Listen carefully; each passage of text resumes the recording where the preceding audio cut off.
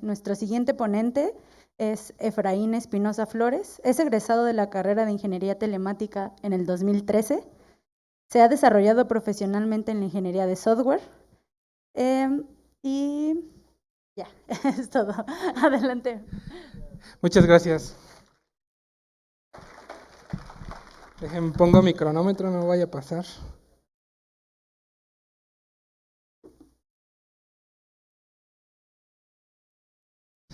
Bueno, muchas gracias. Es un gusto volver al alma mater.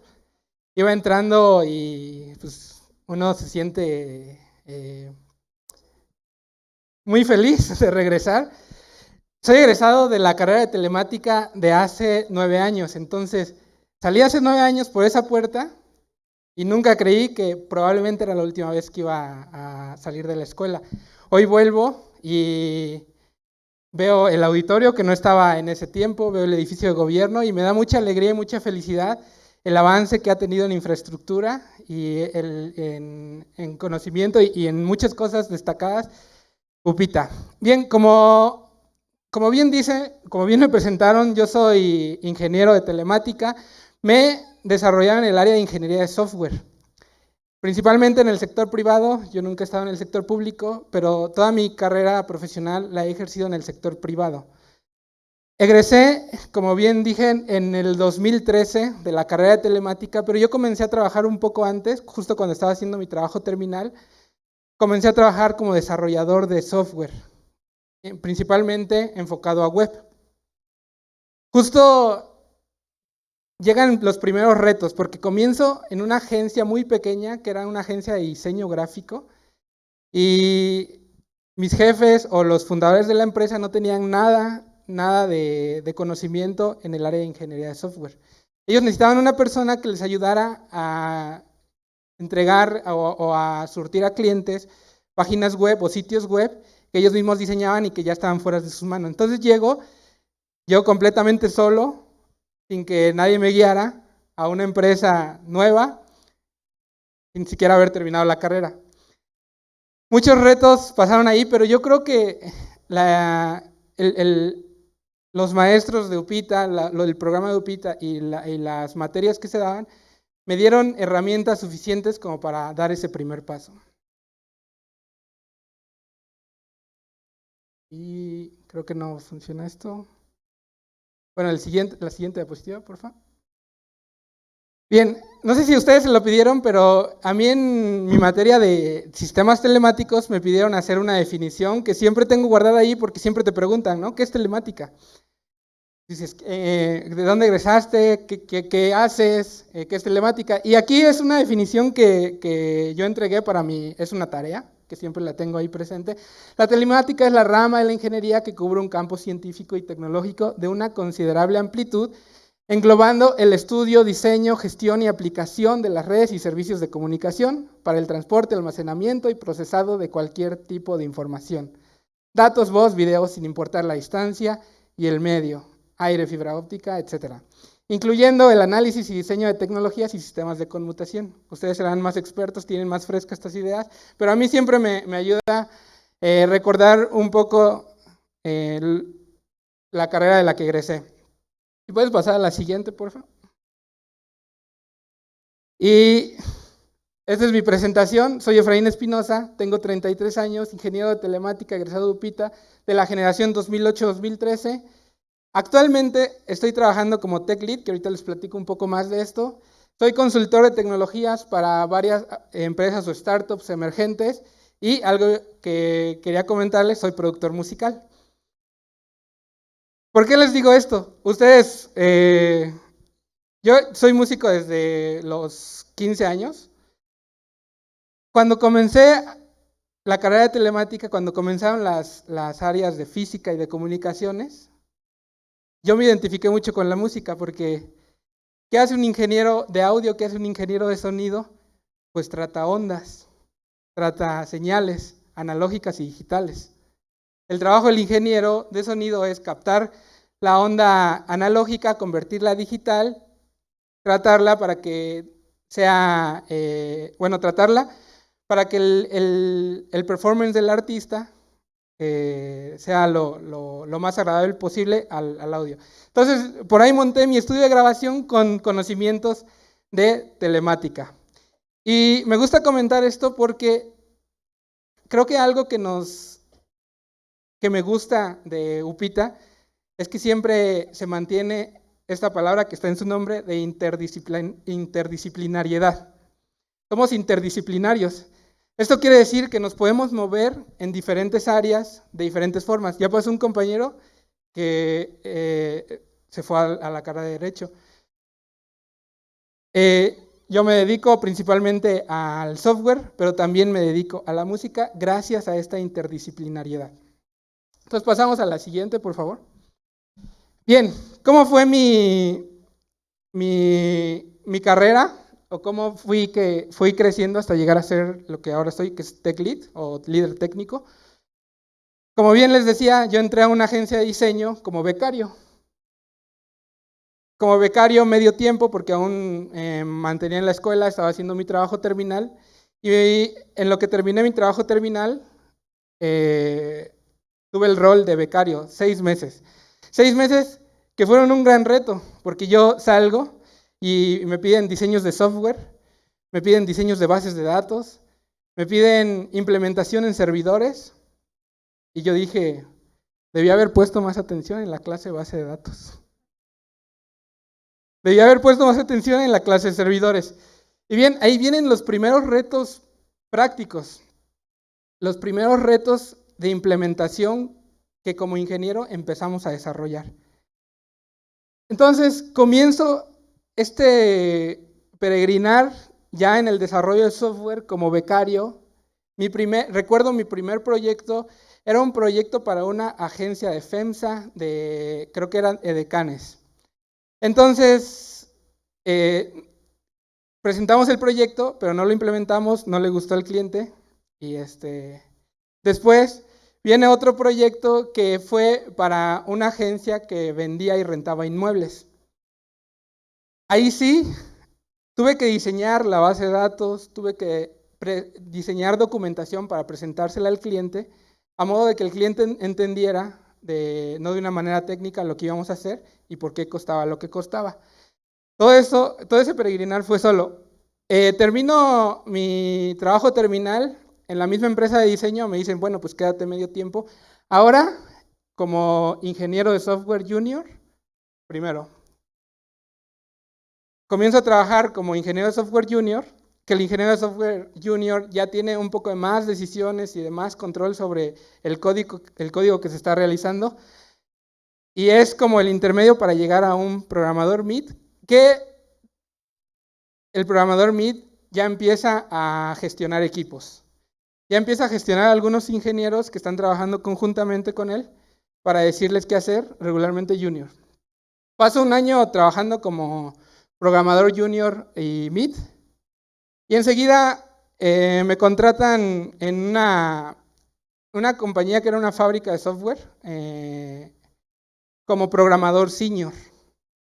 En esta fábrica de software yo trabajo durante un año, y aquí ya comienzan retos un poco más elevados, porque ya soy el responsable de tener un equipo de ingenieros y decirles cómo se va a construir el software y cuáles son las metodologías o los procesos que vamos a implementar. Empiezo a tener más atención en los algoritmos que desarrollamos, empiezo a tener más atención en el flujo para hacer liberaciones del software, empiezo a tener más injerencia en el testing.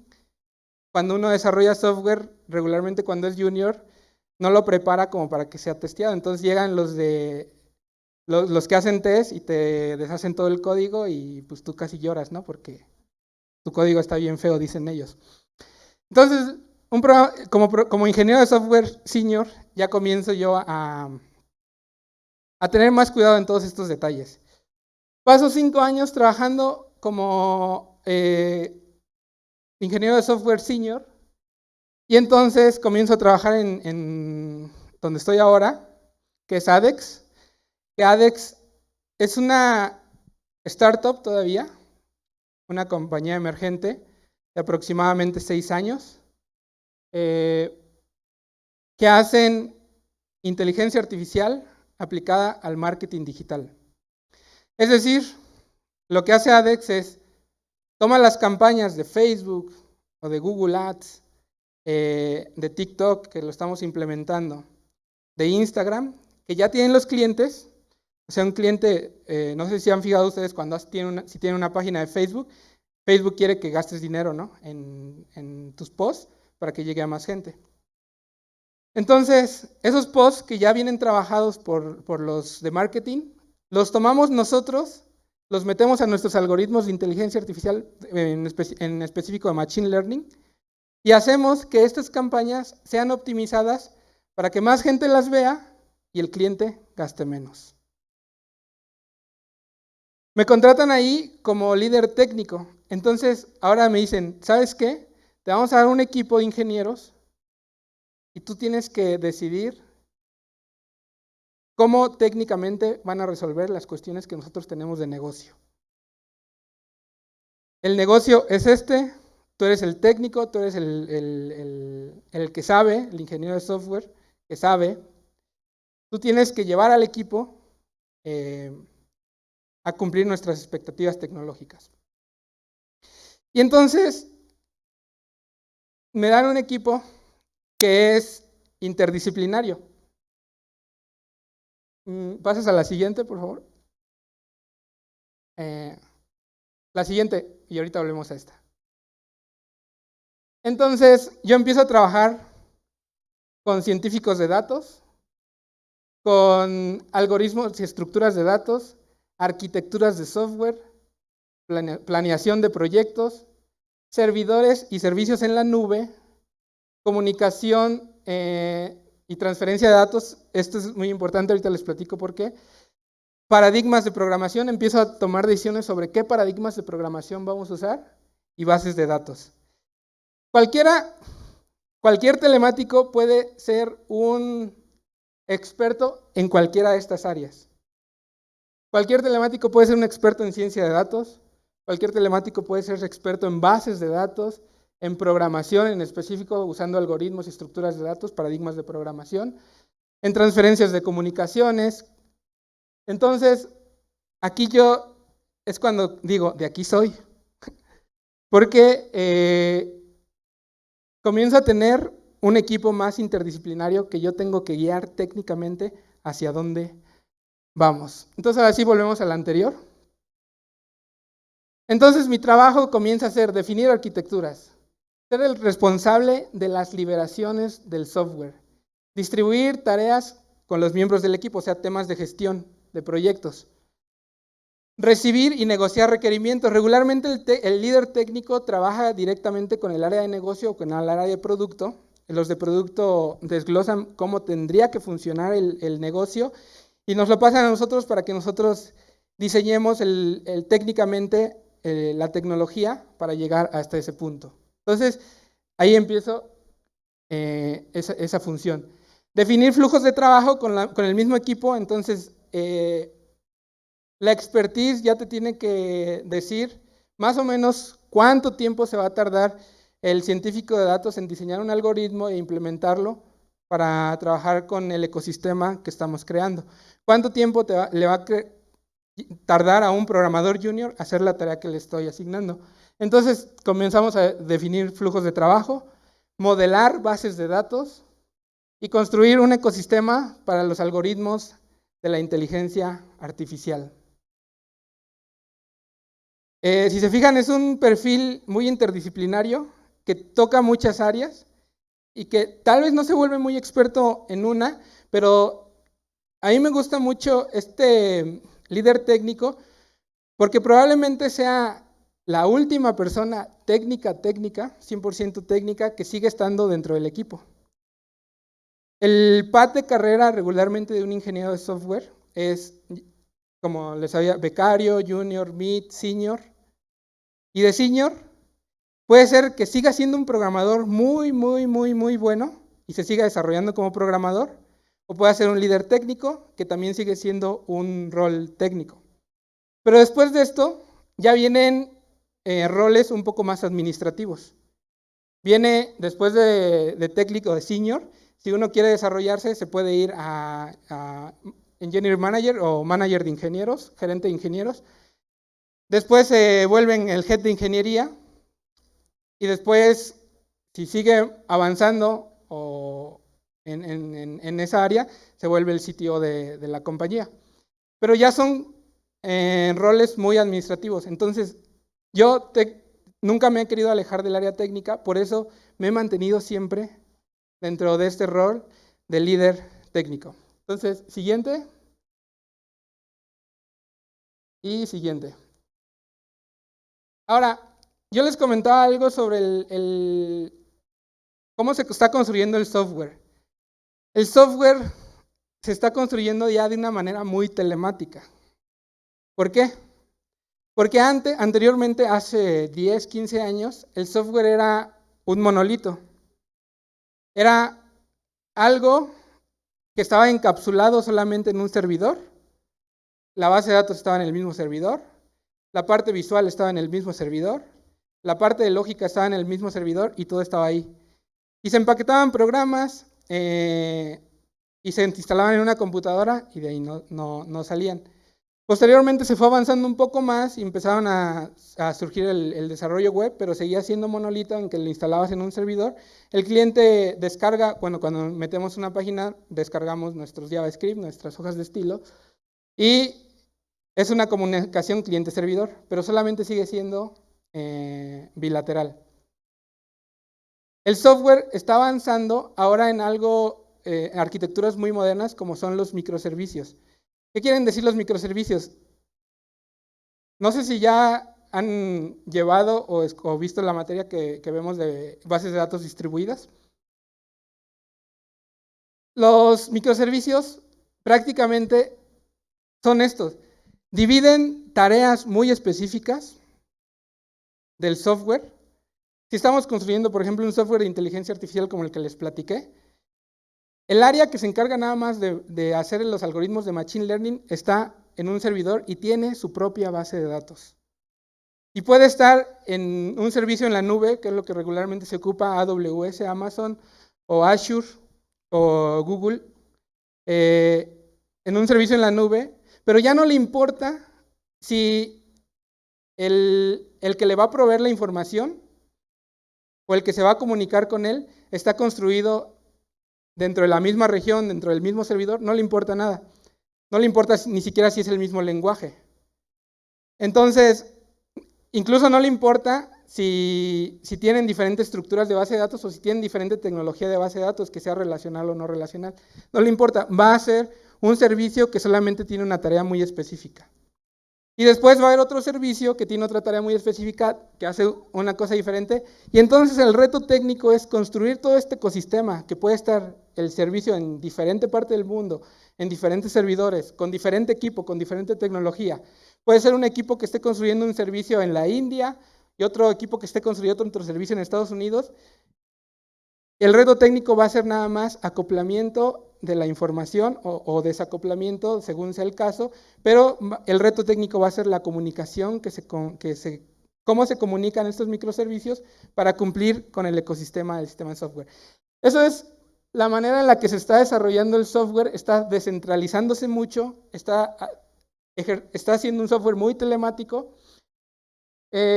Aparte de que muchos productos ya en México están implementando inteligencia artificial como herramienta, y inteligencia artificial de verdad, porque muchos dicen que ya 3if es inteligencia artificial, ¿no? Pero no.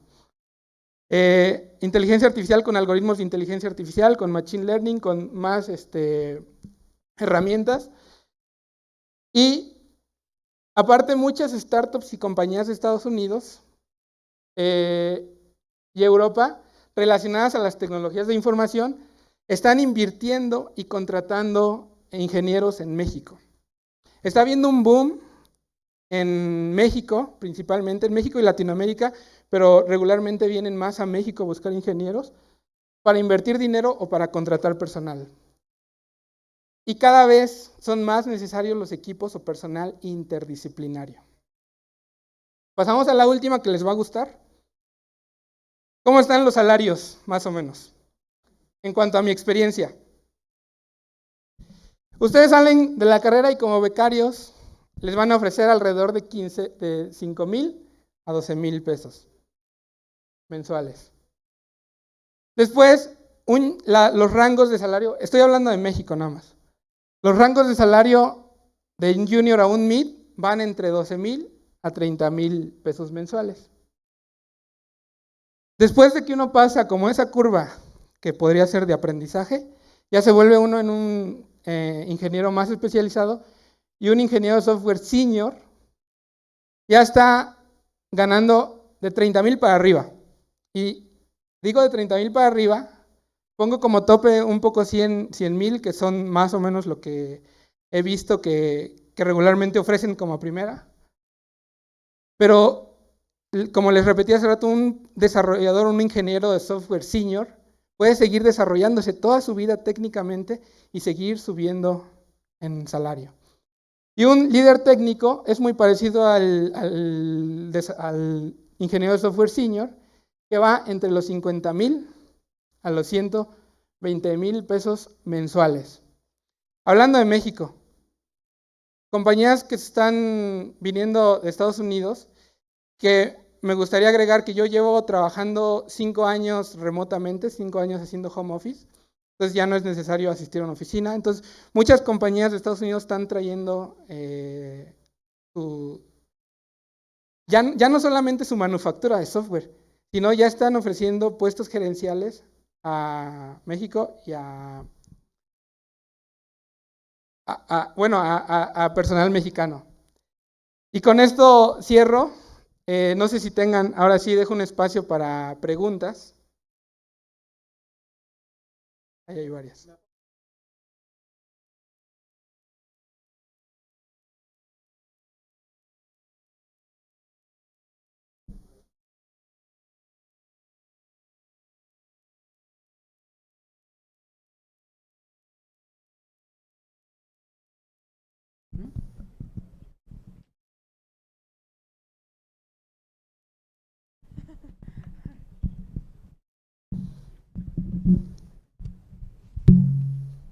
Hola, Inge. Buenos días. Buenos días a todos. Primeramente, pues muchas felicidades y gracias por compartir tu experiencia. La verdad es que, pues a mí también me gusta mucho la música y qué padre que también te desempeñes en esa área. Bueno, mi pregunta es, ¿tú qué opinas de uno que va empezando? ¿Tú qué opinas de ese puesto que le llaman desarrollador full stack? Porque, bueno, la duda va enfocado a que muchas veces las empresas piden como que un stack tecnológico muy amplio y te piden manejar como desde PHP hasta Mongo como ya algo no relacional y también eso para el back, pero para el front te piden, no sé, desde React y que también sepas CSS, ¿no? Entonces, uno que va empezando, pues obviamente es como que prepararse más, pero creo que todavía hasta el punto de hoy sigue siendo un mito, ¿no? Entonces, tú que ya tienes experiencia, ¿qué me podrías decir si sí existe lo de full stack o es más como que lo que la empresa quiere? Sí, sí existe el rol de full stack. El rol de full stack sigue siendo un rol que se va hasta senior. O sea, hay desarrolladores full stack senior que regularmente lo quieren para web, el full stack. Para móvil es un poco más difícil porque hay que meterse un poco más a fondo a tecnologías como Android y iOS, que cada una tiene sus distintos lenguajes. Pero para desarrollador web sí hay el rol de full stack. Para cualquier desarrollador web, ya sea backend o frontend, tú tienes que aprender JavaScript. JavaScript es un lenguaje que regularmente siempre te van a estar pidiendo. Si quieres, bueno, si te empleas como desarrollador full stack, sí o sí tienes que aprender JavaScript. Frameworks como React, como Vue, como Angular, son vitales para hacer eso. Y debes de manejar como desarrollador full stack, por lo menos especializarte en una tecnología de backend. Hay distintos lenguajes para tecnologías de backend, para backend, como PHP, como C, como C Sharp, como Golang, que está muy de moda y tiene un motor muy potente. Te recomiendo que que aprendas Golang, es a donde todo está tendiendo ahorita en backend. Java, son lenguajes de backend.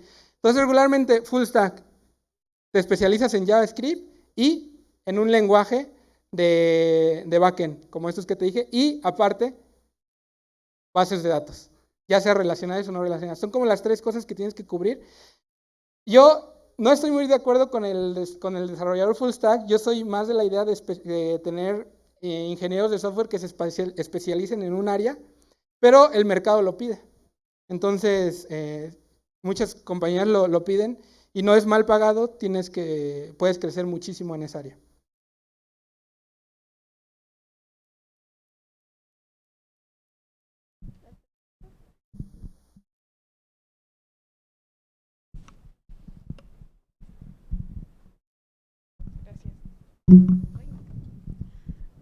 Bueno, hola, yo soy Adriana y mi duda es más como hacia el trabajo. Bueno, ¿cómo superaste los retos respecto a la implementación a la práctica a la hora que empezaste a trabajar, ya sea como becario y todo eso? No sé si tengas algunos tips.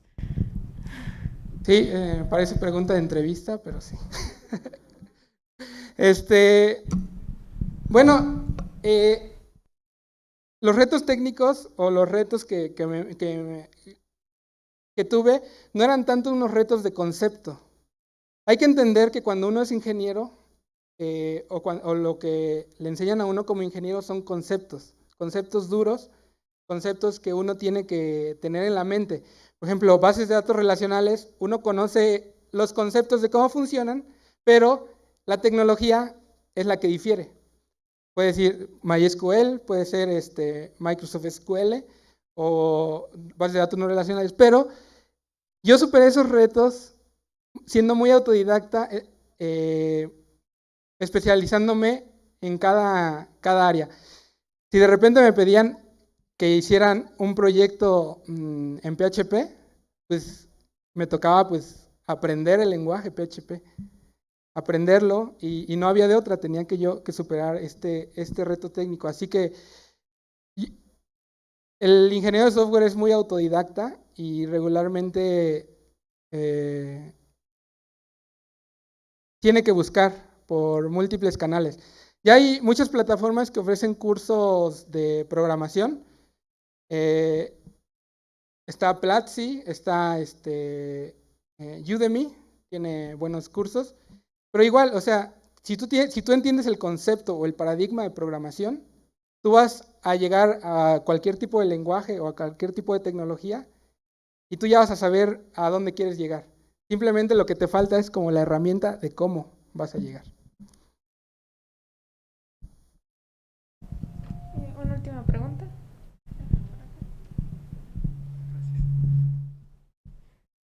Buenos días, compañeros, ingeniero. Mi duda es acerca de lo que comentó sobre el home office. ¿Qué tan abierta está la oportunidad de trabajar internacionalmente con empresas como Oracle, Microsoft, o si se le ha presentado a usted la oportunidad o a alguno de sus colegas? Gracias.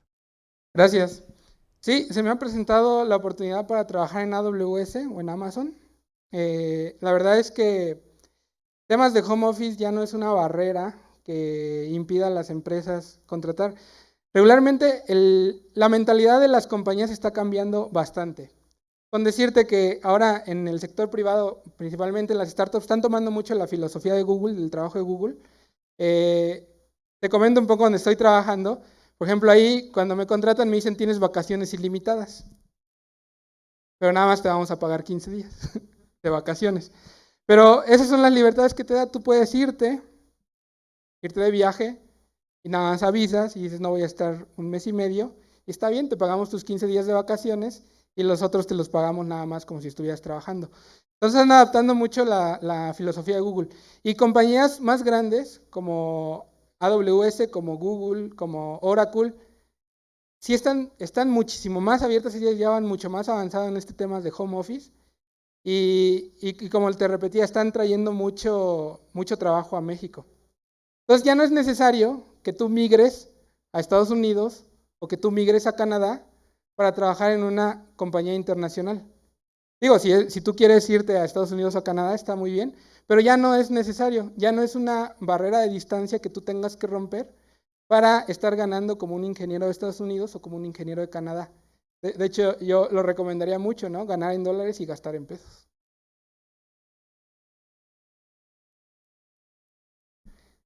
Y creo que ya, ¿verdad?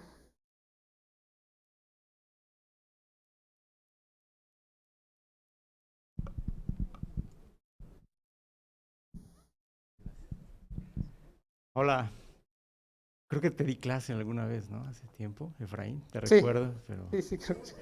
Y también a Erwin lo recuerdo. No me claro. voy a balconear de qué tan buena era de estudiante. Pero ya, mucho gusto verte y que tengas este éxito que tienes. Una pregunta muy rápida. ¿Eres productor musical? Sí. ¿Tienes algunas bandas para escuchar o algo así? Tengo un canal en SoundCloud donde subo regularmente canciones que grabo a bandas y que me gustaron y las subo a ese canal. No son propiamente mías, pero ahí grabo como mi trabajo. ¿Cuál es? SoundCloud me encuentran como Efraín F en SoundCloud. Efraín F. Excelente. Muchas felicidades por tu éxito. Gracias. Muchas gracias y muchas gracias a todos.